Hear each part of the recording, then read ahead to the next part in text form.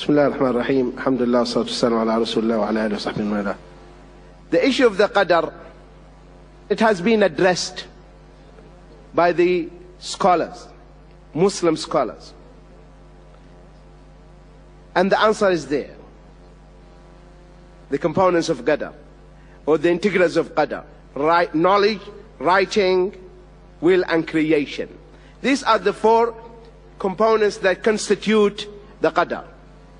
If you understand them all together, then the qadar issue, inshallah, will be clear in your mind. No Muslim will argue about the knowledge of Allah. Truly, a true Muslim. So Allah knows everything. Of course, apart from these deviant groups. If Allah doesn't know everything, what we do, that means He is ignorant. Can you attribute ignorance to Allah? Never. So He knows. Because He is the creator. He is your maker, and that is rational. When I made this, I know about it. That's how I made it. So I have to know. Otherwise, I'll not be able to make it in the first place. So knowledge is essential. And because I know these things, that's what Allah said. Based on His divine knowledge, He commanded the pen to write. And that is the writing. And the writing of the Almighty Allah has nothing to do, will never interfere in your choice. It will never interfere in your choice. Because Allah's writing, which is in the Lawh Mahfuz, the preserved tablet, it is unknown to you. Anyone saw the preserved tablet? Anyone read it? No one. And that writing will not be used against you. Allah will not on that day say, you will go to hell because I knew, not because I wrote. He will not use that writing. There is another writing which will be used against you. You know, there was a writing in the Lawh al-Mahfuz. They were writing when you were in your mother's womb. And there's another writing when you reach the age of maturity. That writing will be used against you. Will be identical, the same as the example of the headmaster or the principal. The principal came and he asked the teacher, what do you think, what do you expect the result? He said, this guy is smart, he's getting A, distinction, C, C+, fail. So now the principal said, I trust you. Announce the result without giving them a test. Those whom they failed, he will file a case against them in the court, and he will put them, the principal and the teacher, behind bars in the jail, right? He would say, sir, I studied. I worked hard. You didn't test me. But now, if the teacher wrote in a piece of paper and put it in the locker, in the drawer, this student is A, this student is B, this is C, this is fail, and the result came the same. Did the writing of the teacher interfere in the failure of the student? Tell me.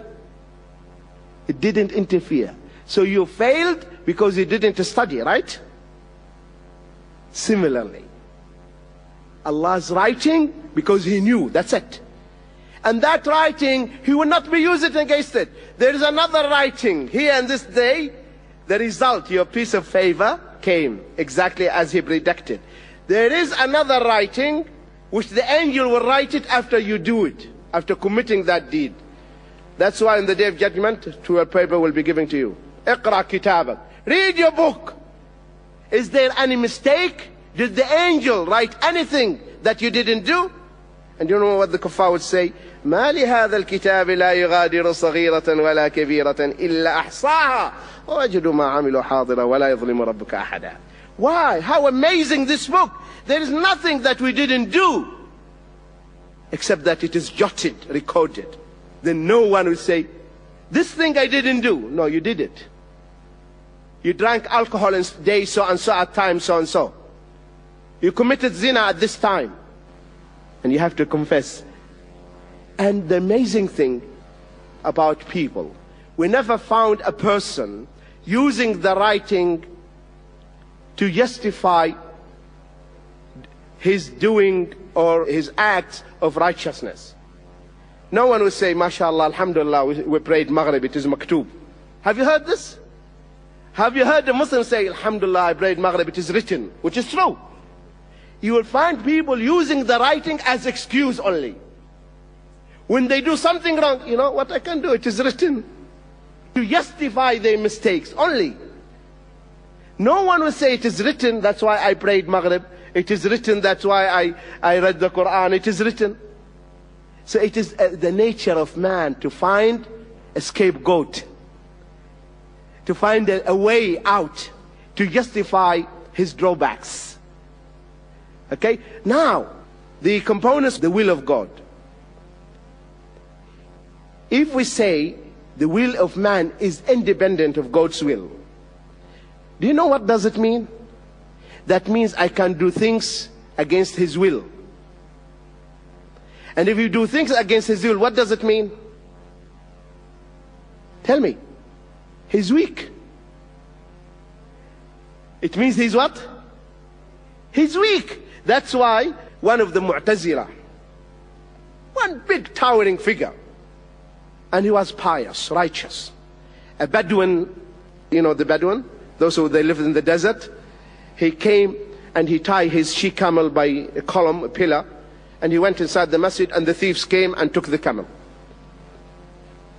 So he came to the Sheikh and said, "Oh Sheikh, please pray to Allah that I get back my camel." So you know what the Sheikh said? He's one of the Mu'tazila. The brother is impressed by them, it seems. Okay, listen now. He said, "Oh Allah, Allahumma innaka lam tasha li naqati fulan an tusraq farudha alayh." He said, "Oh Allah, you did not will," listen, "you did not will for the she-camel of so-and-so to be stolen, so please bring it back. You did not will that to happen." The Bedouins said, "What an horrible sheikh you are. You are a stupid sheikh. You are very stupid sheikh. Now my camel, I will never have it again. I will never see my camel again." He said, "How?" He said, "Listen, sheikh, do you know what is coming out of your head? You said, 'Oh Allah, you did not will my camel to be stolen,' right?" He said, "Yes."